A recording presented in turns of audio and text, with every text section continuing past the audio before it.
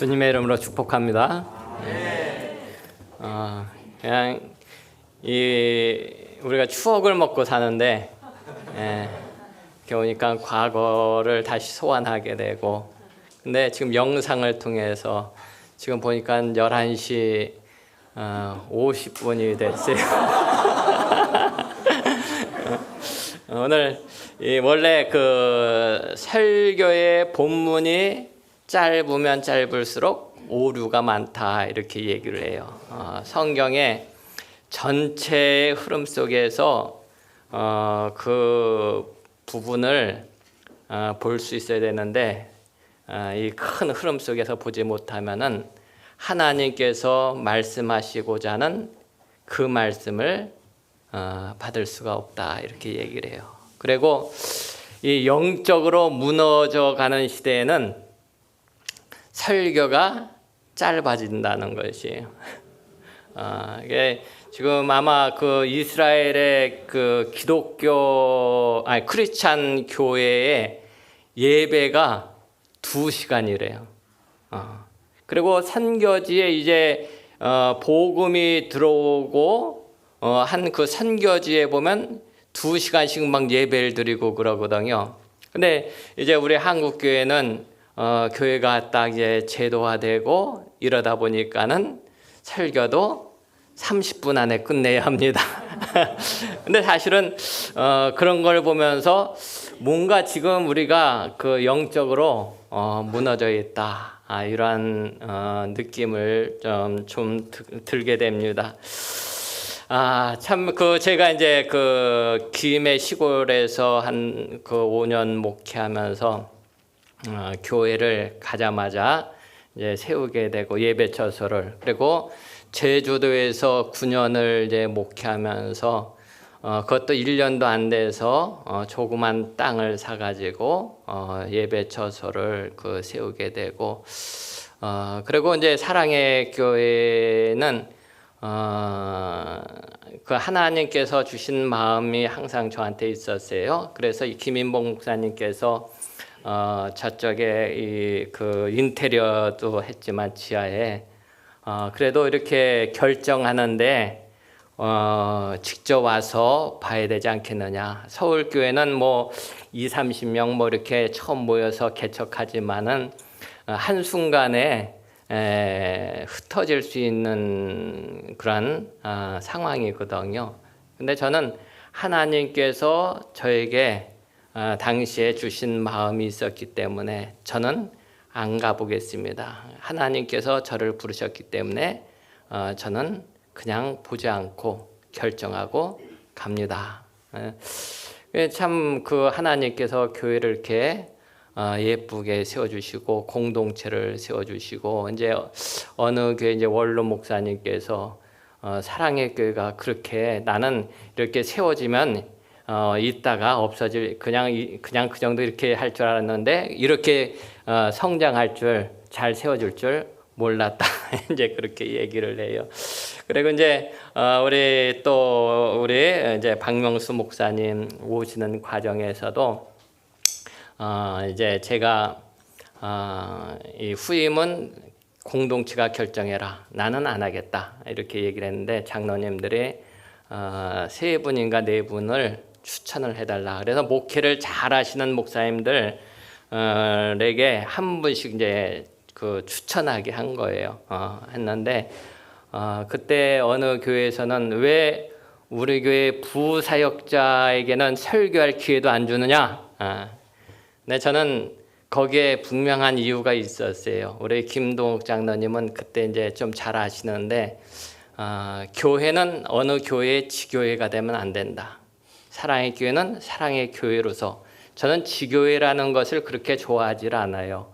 교회는 그 교회 공동체지 어떤 지교회 뭐 해가지고 어떤 영향을 받는 그런 것은 그것은 바람직하지 않다. 그래서 제가 그 과감하게 이제 자르고, 그리고서 우리 이제 박명수 목사님이 이렇게 오셨어요. 제가 이제 여기 올 적에 그때 나이가 43살이었어요. 40대 초반에, 그죠? 근데 제가 지금 20년이 지났으니까 몇 살이에요? 한강 여행 간다고 터키, 그리스 이제 다 준비를 했는데 코로나가 와가지고 그래도 환불은 잘 받았어요. 그리고 또 진갑도 지나게 되고 그러면서 나이가 드니까 뭐냐면 인생의 가장 중요한 문제는 죽음의 문제다. 저는 그것을 깊이 생각해요. 어떻게 죽을 것인가.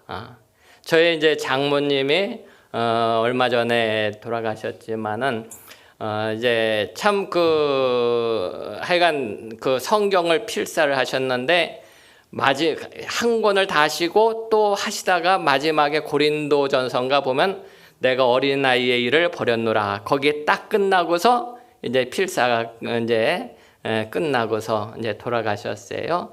근데 돌아가실 때에 자녀들을 향해서는 고맙다. 그리고 하나님께는 감사합니다.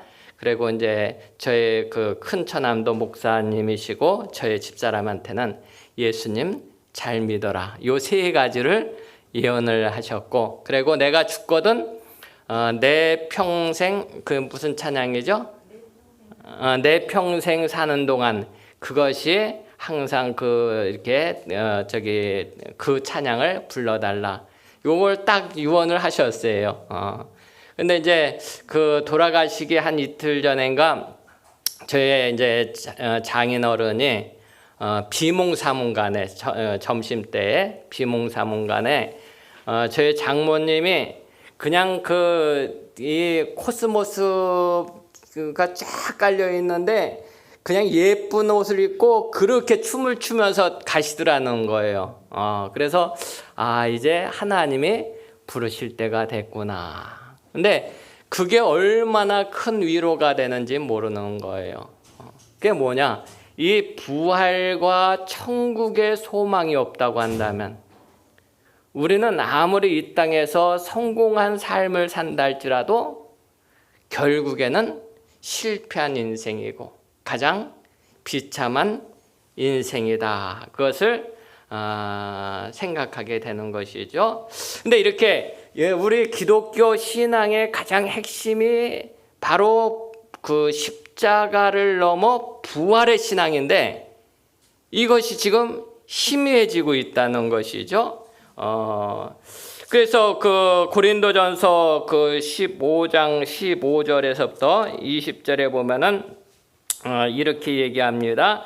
또 우리가 하나님의 거짓 증인으로 발견되리니 우리가 하나님이 그리스도를 다시 살리셨다고 증언하였습니다. 만일 죽은 자가 다시 살아나는 일이 없으면 하나님이 그리스도를 다시 살리지 아니하셨으리라. 만일 죽은 자가 다시 살아나는 일이 없으면 그리스도도 다시 살아나신 일이 없었을 터이요. 그리스도께서 다시 살아나신 일이 없으면 너희의 믿음도 헛되고 너희가 여전히 죄 가운데 있을 것이요. 그리스도의 부활과 믿는 자의 부활의 신앙이 없다고 한다면은 너의 믿음도 다 헛된 것이다.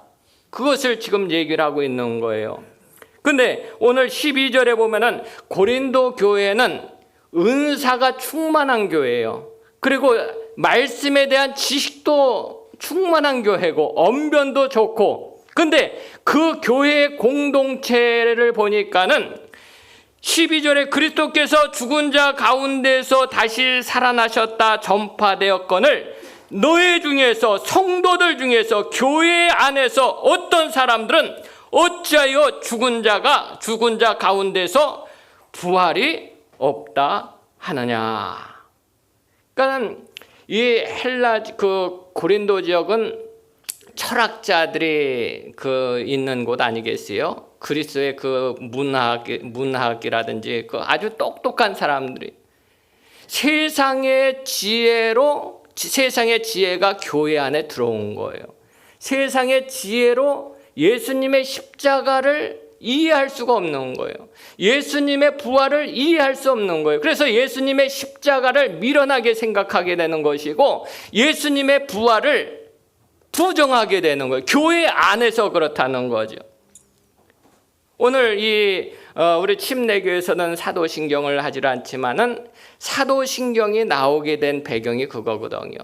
왜 예수님이 독생자로 태어나셨고 마리아 동정녀 마리아를 통해서 태어나셨고 또 십자가에 죽으셨고 부활하신 것을 왜 고백하느냐?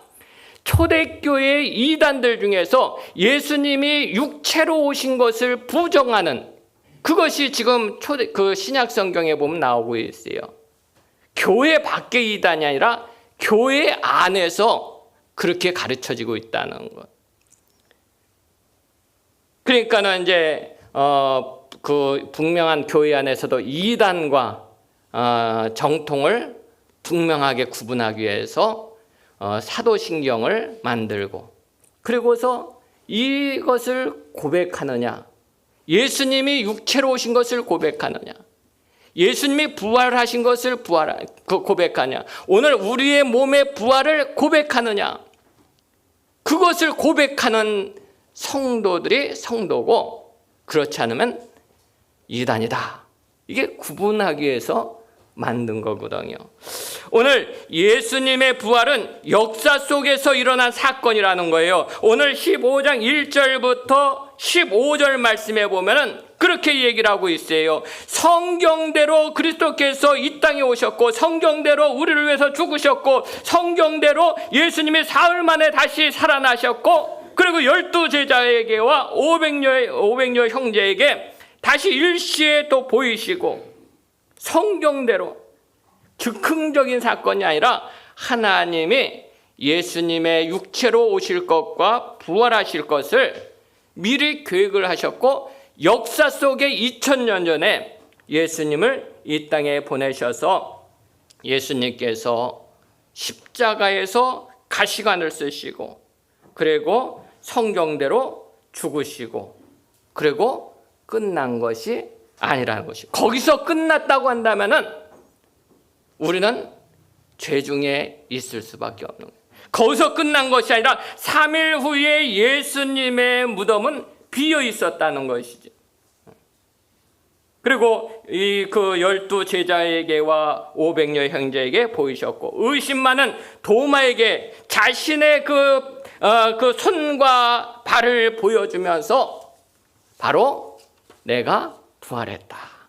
부활의 주님을 선포하신 것을 볼 수 있어요. 그 예수님의 부활을 성경 밖에서 이제 증거하는 것을 갖다 이제 변증한다고 하거든요. 그 변증하는 분들이 이렇게 얘기를 해요.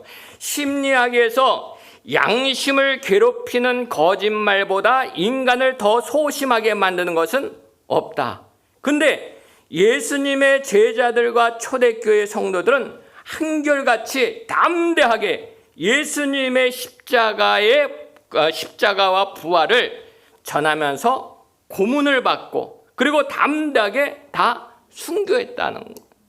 만약에 이 심리학적으로 볼 때에 이것이 거짓이라고 한다면 죽을 수가 없다는 거예요. 순교할 수가 없다는 거예요.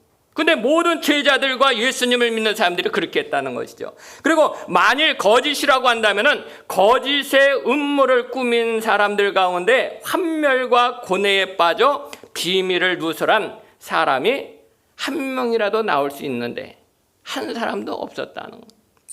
그리고 만일 거짓이라고 한다면은 공상에 빠져 고의로 저지른 기만 행위가 제자들의 성품과 삶을 변화시킬 수가 없는데 예수님의 제자들과 초대교회 성도들은 박해를 받으면서도 존경을 받았다는 거예요. 성품이 아름답게 변했다는 것이죠.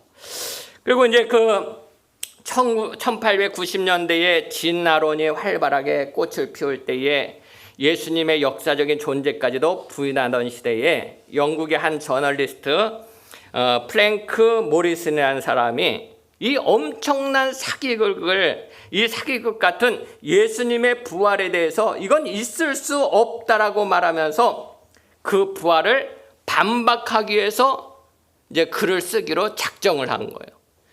그 부활을 반박하기 위해서 글을 쓰려면 어떻게 하겠어요? 세밀하게 성경을 연구해야 되잖아요. 그래서 예수님의 고난과 부활과 그 후에 예수님의 제자들의 행적을 쭉 세밀하게 연구한 끝에 그는 예수님의 부활을 부정하는 것이 아니라 예수님의 부활을 믿게 되고 다른 한 권의 책을 썼는데 그 책이 누가 돌을 옮겼는가, 그 책을 쓰게 됐다는 것이. 예수님의 부활은 역사적 사건, 역사 속에서 일어난 사건이다. 그것을 얘기를 해요. 그 다음에 두 번째로 예수님의 부활은 저와 여러분들의 육신의 부활을 약속하고 있다는 것이. 오늘 고린도전서 15장 19절부터 20절에 보면 만일 그리스도 안에서 우리의 바라는 것이 다만 이 생뿐이면 모든 사람 가운데 우리가 더욱 불쌍한 자라. 그러나 이제 그리스도께서 죽은 자 가운데서 다시 살아 잠자는 자들의 첫 열매가 되셨고 이제 그 후에 딸린 성도들의 몸의 부활을 약속하고 있다는 것이죠. 오늘 우리가 죽음 후에 그것으로 끝나느냐? 이제 이런 사람들은 이제 고린도전서 15장 32절과 같은 생각을 해요. 내가 범인처럼 에베소에서 맹수로 더불어 싸웠으면 내가 무슨 유익이 있느뇨? 죽은 자가 다시 살지 못할 것이면 내일 죽을 터이니 먹고 마시자 하리라. 그러나 성경은 무엇이라고 얘기해요? 속지 말라. 부활이 없다는 것을 속지 말라. 악한 동무들은 선한 행실을 더럽히나니 깨어 의를 행하고 죄를 짓지 말라. 이것으로 인생의 끝이라고 한다면은 마음대로 먹고 마시고 그러다 살다 끝나는 것이지. 부활이 없다고 한다면. 근데 사람들은 그리워하는 것이 있어요. 그게 뭐냐? 죽음 후에 천국을 그리워한다는 거예요. C.S. 루이스라는 사람은 원래 젊어서 아주 똑똑한 사람인데 예수님을 믿다가 교회를 떠난 사람이에요. 근데 그가 나름대로 하나님을 어떻게 생각하게 됐냐면 뭔가 그리워한다는 것은 존재하기 때문에 그리워한다는 거예요. 내가 배가 고플 때 밥을 그리워하는 것은 밥이 존재하기 때문에 그리워하게 된다는 거예요. 내가 행복을 그리워하는 것은 행복이 존재하기 때문에 그리워한다는 거예요.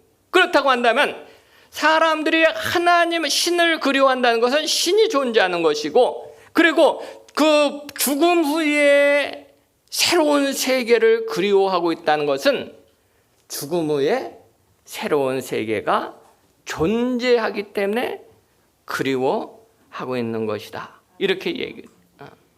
그럼 우리가 죽음으로 끝나느냐? 그렇지가 않아요. 성경은 이렇게 얘기를 해요.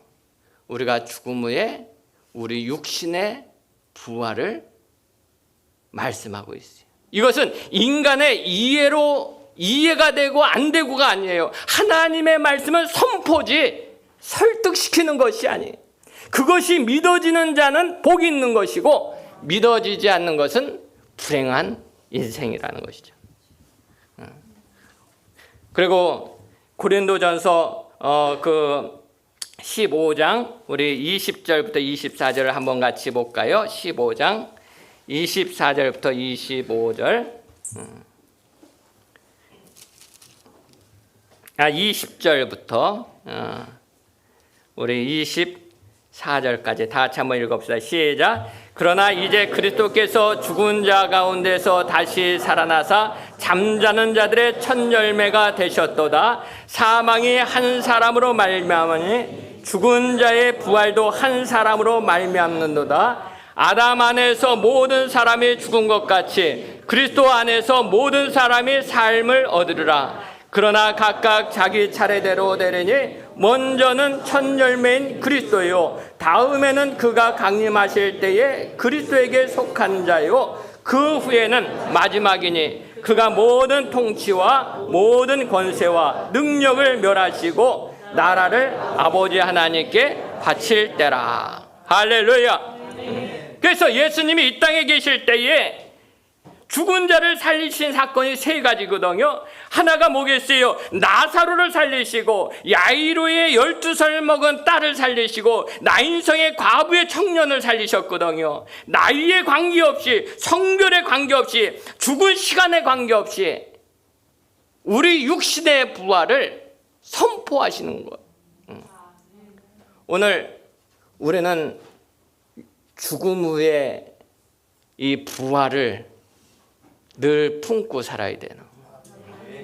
우리가 요즘은 이상하게 교회도 그 시대의 영적인 분위기가 있거든요. 성경을 읽을 때도 내용보다 중요한 것이 분위기예요. 교회도 한 사람 한 사람이 똑똑한 것도 중요하지만 교회의 분위기가 영적인 분위기냐 인본적인 분위기냐 그것에 따라서 교회가 바로 세워질 수도 있고 그렇지도 않을, 부족하지만은 영적인 분위기, 그리고 부활을 항상 우리가 소망해 두고 인생을 살아가야 되는 거예요. 그것이 믿음이라는 거예요. 할렐루야.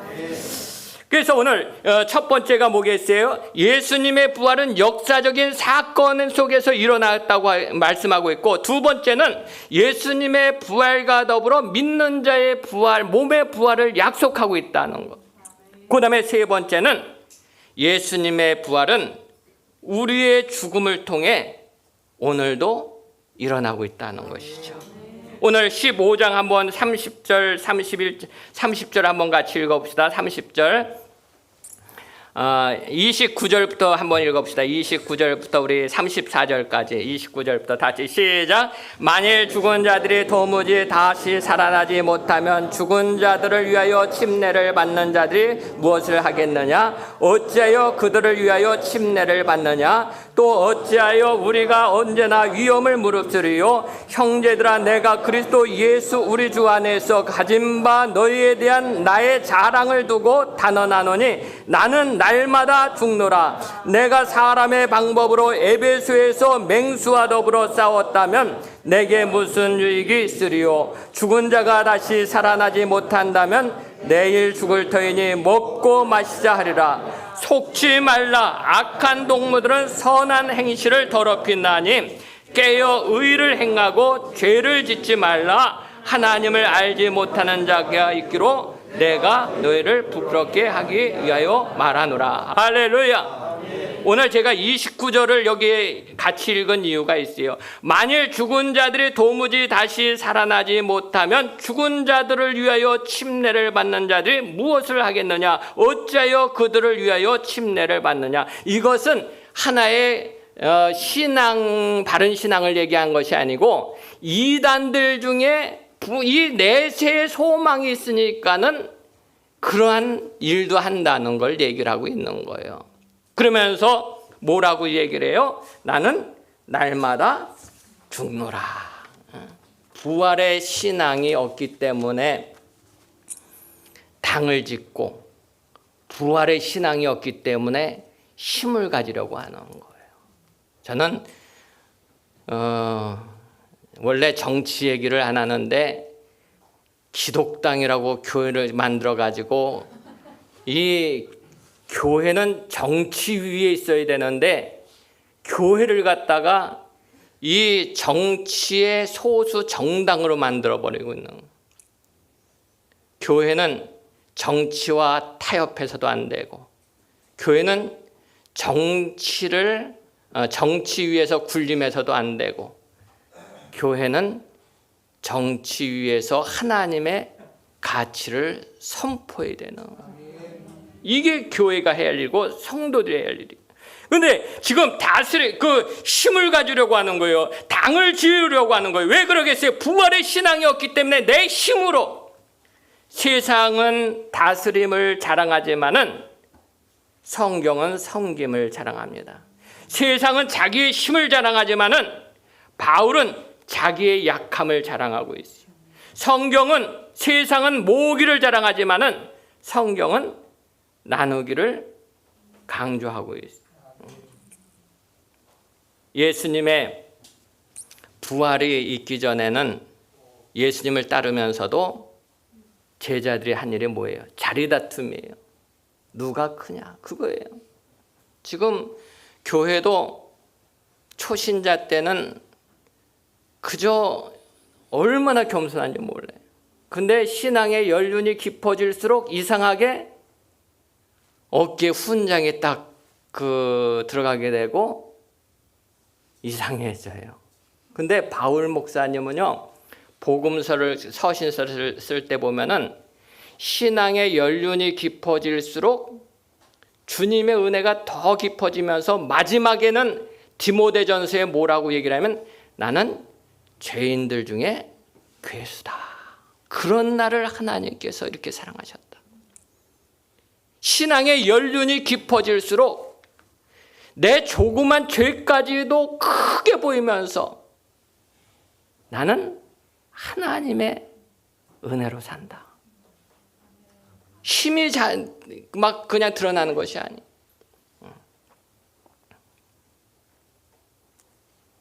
오늘 행사가 이렇게 있다 보니까는 사실 제가 많이 지금 줄이고 있는 거예요.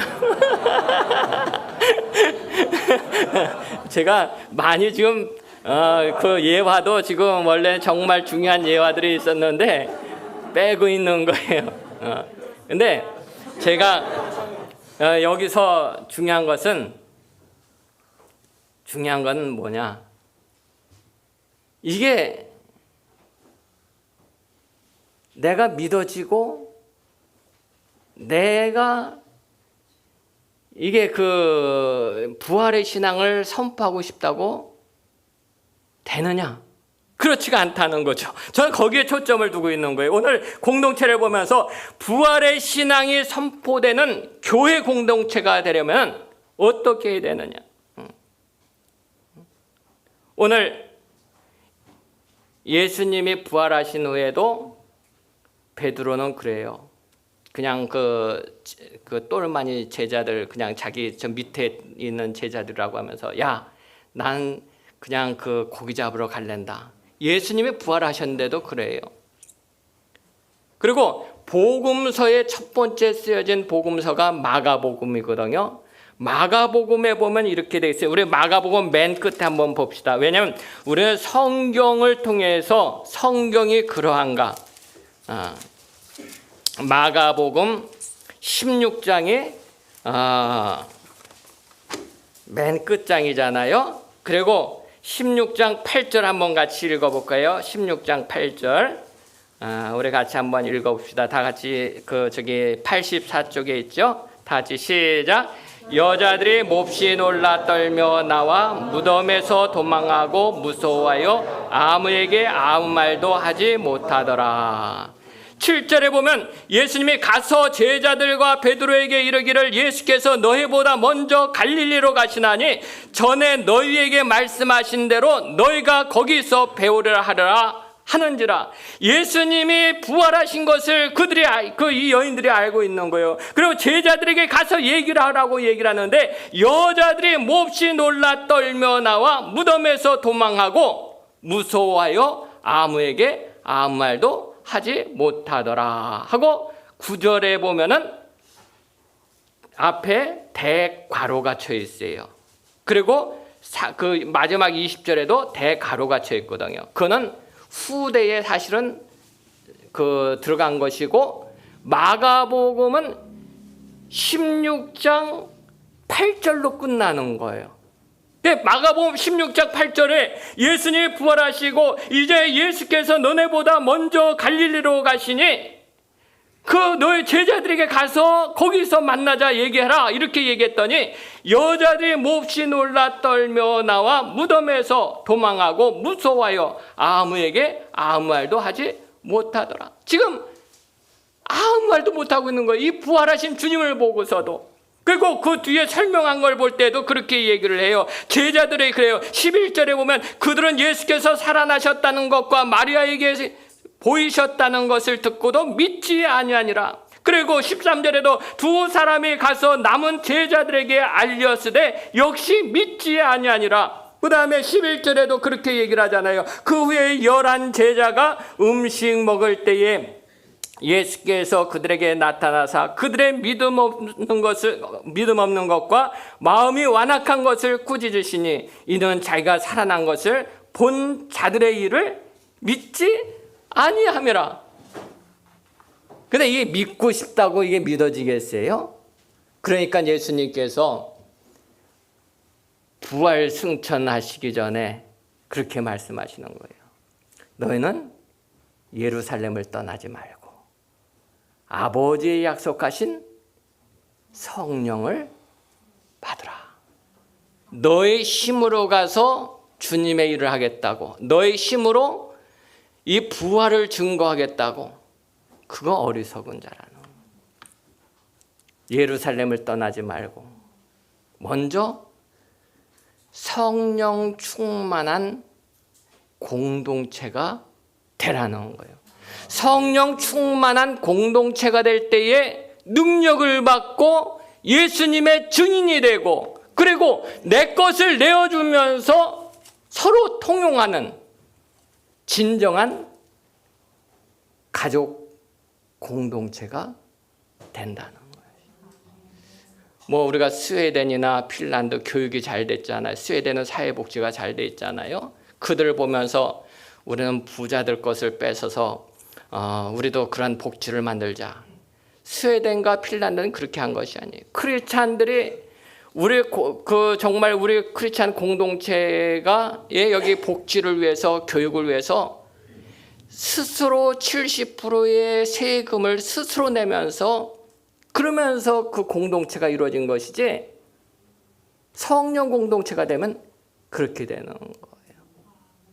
그러니까 오늘 우리는 부활절을 맞이해서 예수님 부활하셨습니다. 그것도 중요하지만은 성령 공동체가 될 때에, 그때 비로소 예수님의 부활이 믿어지게 되고 내 몸의 부활이 믿어지게 되고, 그리고 내가 죽을 수가 있는 거예요.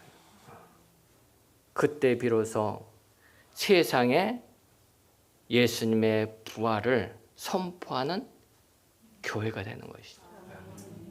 저는 그래서 요즘 항상 관심이 늘 기도하는 게, 제가 이제 저녁마다 한 1.5km 되는데 교회, 침례 교회가 있어요. 그래서 목사님하고 얘기를 하고 거기 늘 기도하는데, 요즘은 이제 새벽에도 가서 기도해야겠다. 그래서 이제 새벽에는 우선은 그 일주일째 지금 가고 있어요. 기도하는 게 뭐냐? 하나님, 예수님을 믿는 고백과 더불어 이제는 성령의 충만함을 저에게 주시옵소서.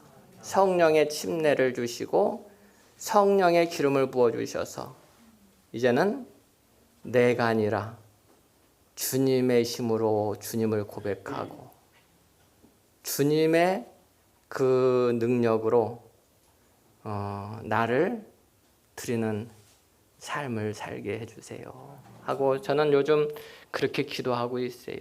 그러니까 오늘 우리 사랑의 교회가 예수님의 부활을 선포해야 돼요. 왜냐하면 예수님의 부활은 부활하신 후에 제자들이 그 모든 구약의 의식과 율법의 모든 모형과 그림자가 예수님의 부활을 통해서 다 이루어진 거 아니에요?